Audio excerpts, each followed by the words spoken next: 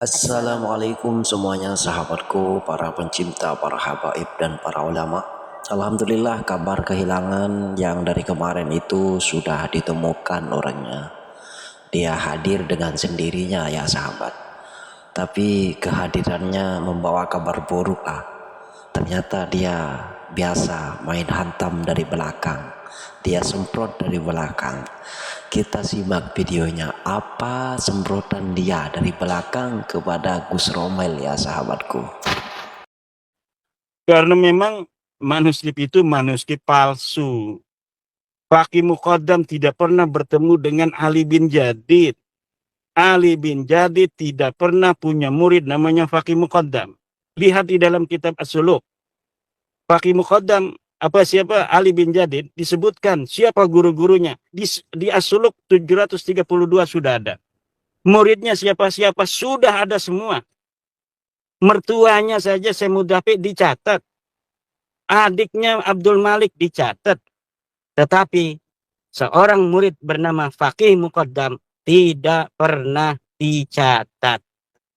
Lalu bagaimana seorang yang tidak pernah dicatat sebagai murid Ali bin Jadid, tiba-tiba dia punya sanad yang katanya mendapatkan sebuah hadis daripada Ali bin Jadid? Siapa ini yang bikin manuskrip ini? Apakah Mas Rumel atau orang lain yang membuat, kemudian Mas Rumel mengambil dari orang lain itu?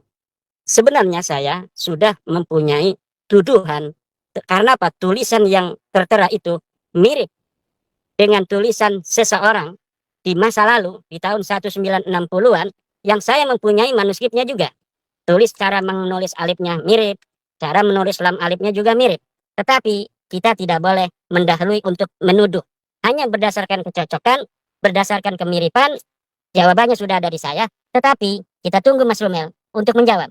Dari mana dia mendapatkan manuskrip Faqih Muqaddam yang katanya mempunyai sanad hadis kepada Ali bin Jadid. Manuskripnya disebut manuskrip tinta biru, kertas garis-garis. Kemudian ada beberapa hal lagi. Nasab Alawi informasinya tertib, kata Mas Rumel nih. Ketika masing-masing dicari, ternyata masing-masing tabaqat itu gak ada yang bertentangan. Mas Rumel nyarinya di mana? Kata Nasab Alawi kan Ubed anaknya Ahmad. Coba nemu dari mana itu? Kan bertentangan.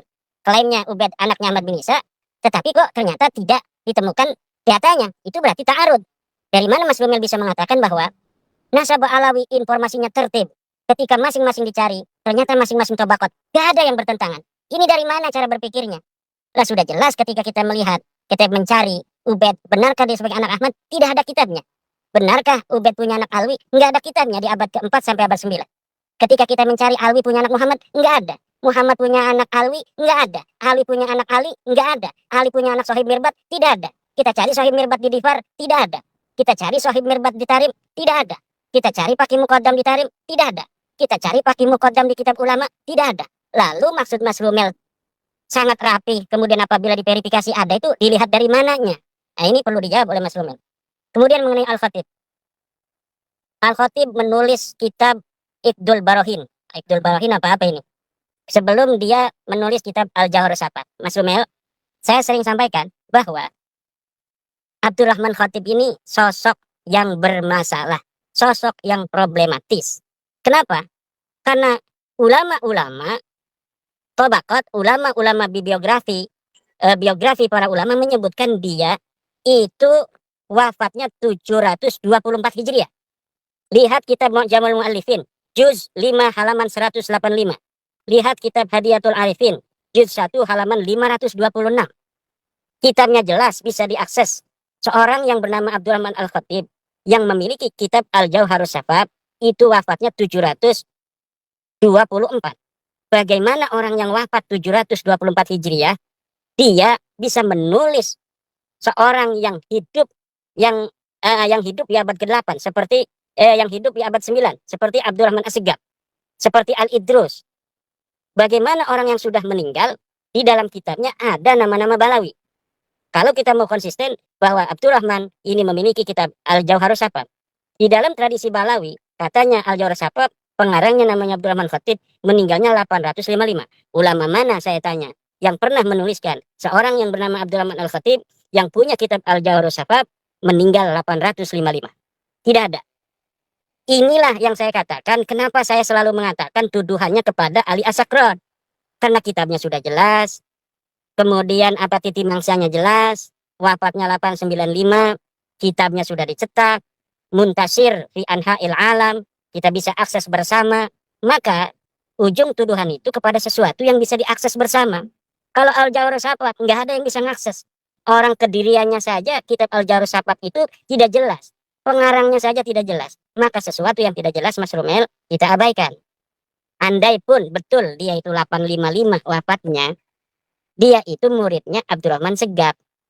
Kalau murid Abdurrahman Segaf, juga muridnya Hasan Mu'alim Jamalulail, berarti dia ini ada subjektivitas dengan nasab Balawi.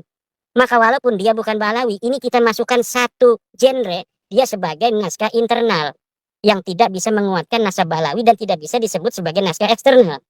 Bisalah disebut semi internal atau juga semi eksternal. Nah, sesuatu yang 50-50 begini, kediriannya saja tidak jelas. Naskahnya aja baru 40 tahun. Kemudian pengarangnya aja tidak jelas. Ulama mengenalnya dia wafat 724 Hijriah. Tapi kenapa di dalam naskah Balawi disebut 855? Ini dulu diselesaikan, baru kita bisa jadikan Al-Jawhar Safat sebagai teman setia dari Al-Burqatul Musiqah. Nanti kita bisa katakan Dwi Tunggal naskah Balawi, Al-Jawhar Safat, dan Al-Burqatul Musiqah.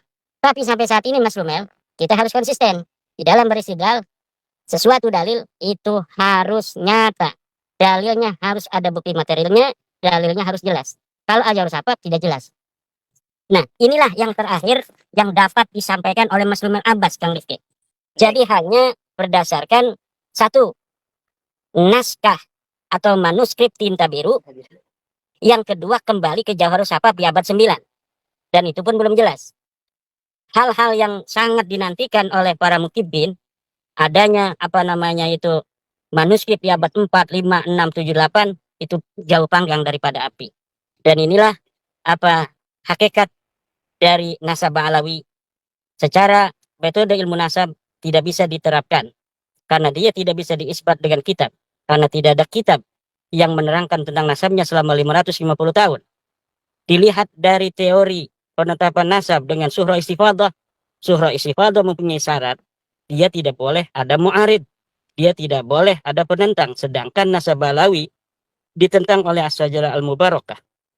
Dengan teori metode nasab syahadah tidak bisa, karena metodologi isbat nasab dengan syahadah untuk orang yang hari ini ada, bukan untuk umat yang ada 1000 tahun yang lalu.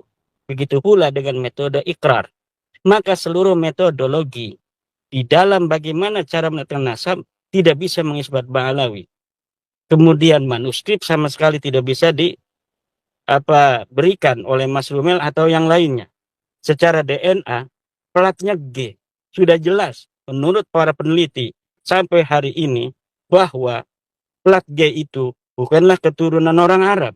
Kalau orang Arab keturunannya harus plat J1. Ya demikian.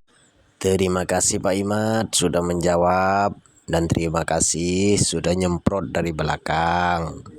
Semoga Pak Imad selalu sehat di sana, panjang umur, murah rezeki, dan dibukakan pintu hatinya dan diberikan hidayah sebanyak-banyaknya untuk Pak Imad bin Sarman.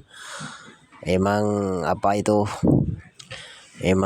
sudah sifatnya Pak Imad ini nyemprot dari belakang ya sahabat. Alhamdulillah, aku kira dari kemarin Pak Imad menghilang entah kemana, tak taunya datang dengan sendirinya. Terima kasih Pak Imad. Wassalamualaikum semuanya.